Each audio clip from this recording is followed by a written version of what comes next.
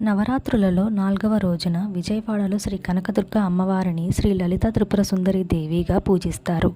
శ్రీశైలంలో భ్రమరాంబికా దేవిని కూష్మాండా దేవి రూపంలో అలంకరిస్తారు. దసరా నవరాత్రి 4వ రోజు చేసుకోవలసిన తేదీ 6 అక్టోబర్ ఆదివారం.